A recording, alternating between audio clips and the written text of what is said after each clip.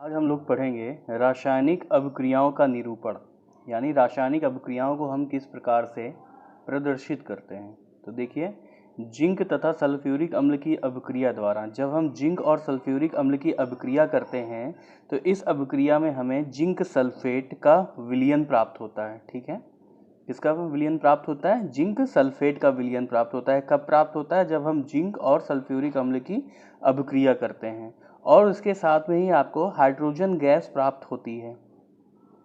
इस रासायनिक अभिक्रिया का यह कथन हम दो प्रकार से निरूपित कर सकते हैं।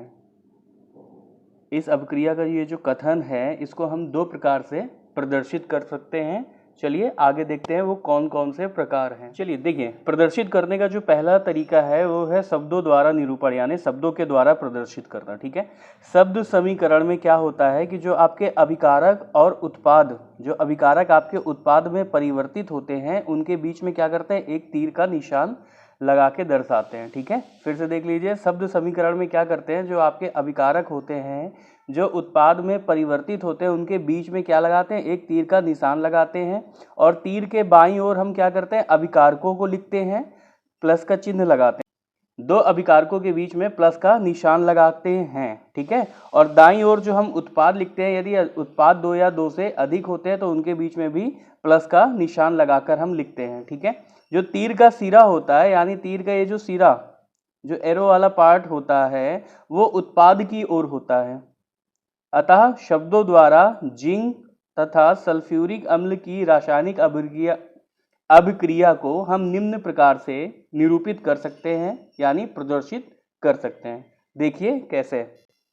पीछे हम लोगों ने पढ़ा था जिंक तथा सल्फ्यूरिक अम्ल की अभिक्रिया में क्या होता है? जिंक सल्फेट और हाइड्रोजन गैस मिलता है। तो शब्दों द्वारा जब हम इसे प्रदर्शित करते हैं तो क्या लिखेंगे? हम जिंक लिखेंगे। जिंक की अभिक्रिया किससे कराते हैं? सल्फ्यूरिक अम्ल से। ठीक है, अब देखिए ध्यान से, ये क्या है? हमारे तीर के बाईं ओर जो होता है वो अभिकारक होते हैं। दो अभिकारकों के बीच में प्लस का चिन्ह लगाया जाता है।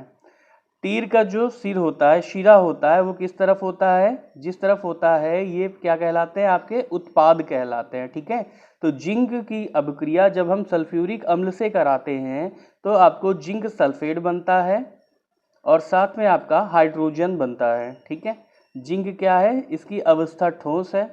सल्फ्यूरिक अम्ल क्या होता है? विलयन होता है। ये दोनों क्या है? अभिकारक हैं। जिंक सल्फेट जो है इसका विलयन प्राप्त होता है और हाइड्रोजन क्या है? आपकी गैस है। ये दोनों क्या है? ये उत्पाद है। यह रासायनिक अभिक्रिया के निरूपण की वैज्ञानिक विधि नहीं है। ये शब्दों द्वारा जो हम प्रदर्शित करते हैं रासायनिक अभिक्रिया को, ये एक वैज्ञानिक विधि नहीं है और इस प्रकार निरूपण में समय भी क्या होता है? अधिक लगता है। दूसरा प्रकार आगे देखते हैं।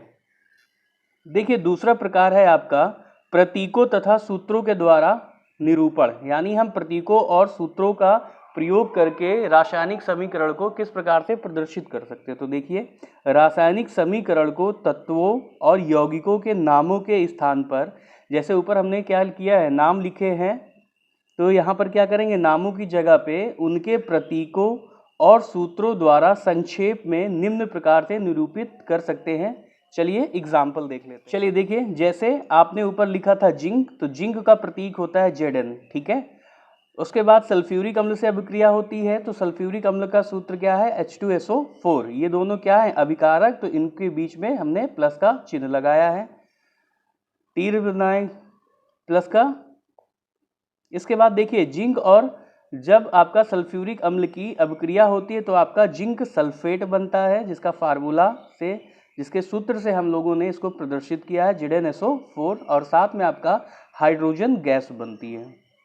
देखिए, यह रासायनिक अभिक्रिया के निरूपण की वैज्ञानिक विधि है, यानी प्रतीकों और सूत्रों के द्वारा जो हम रासायनिक अभिक्रिया को प्रदर्शित करते हैं, यह विधि कैसी है? वैज्ञानिक विधि है और इसमें समय भी क्या होता है? कम लगता है। अतः रासायनिक अभिक्रिया को अभिकारकों और उत्पादों के नामों के स्थान पर उनके प्रतीकों और आणविक सूत्रों द्वारा निरूपित करने पर जो हमें समीकरण प्राप्त होता है वह रासायनिक समीकरण कहलाती है।